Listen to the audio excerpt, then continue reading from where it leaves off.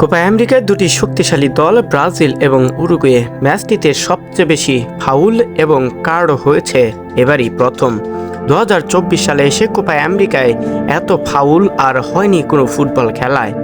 হয়েছে একটা লাল card. Uruguay খেলেছে 10 জনের খেলোয়াড় নিয়ে, কিন্তু এরপরেও ব্রাজিল করতে পারেনি কোনো প্রকার সম্ভাব্যময় গোল।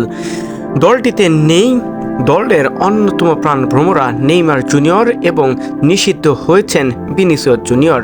দলটির একমাত্র আশার ভরসা একমাত্র 17 বছর বয়সী নতুন তারকা এনরিক।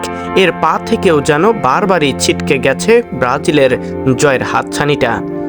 ম্যাচটি যখন গড়ায় 90 মিনিট শেষে ট্রাইব্রেকারে, ঠিক তখনই জমে ওঠে আসল খেলাটা। প্রথম শট নিতে আসা ব্রাজিল যেভাবে খেলতেছিল সেটা সত্যি ভাবায় যাচ্ছিল যে জয়টা হয়তো পেনাল্টি শুটআউটেই অর্জন করবে ব্রাজিল। কিন্তু এর পরে যে সমস্যাটা হয়, পেনাল্টি শটটা মিস করে জয়ের পাল্লাটা ধীরে ধীরে আরও ঘন করা তো দূরের কথা, আরও কঠিন হতে থাকে ব্রাজিলের জন্য। অন্যদিকে দুটি শট ঠেকিয়ে উরুগুয়েকে জয়ের নায়ক একমাত্র হয়েছেন উরুগুয়ের গোলকিপার।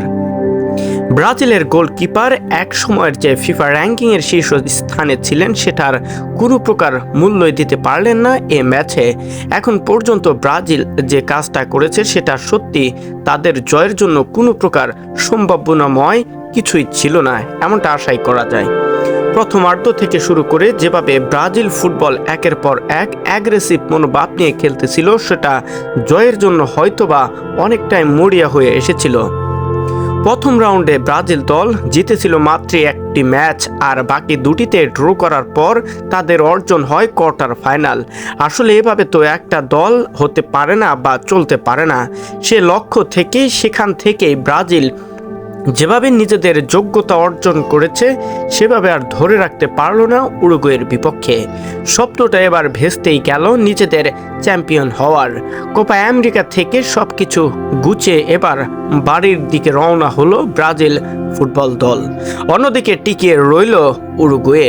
এমন জয়ের দিনে খুশি হয়েছেন উরুগুয়ে প্রায় ফুটবল সমর্থকরা। স্টেডিয়ামে আসা যেভাবে সমর্থক দিয়েছেন সেটা সত্যিই অবিশ্বাস্য ছিল উরুগুয়ের জন্য।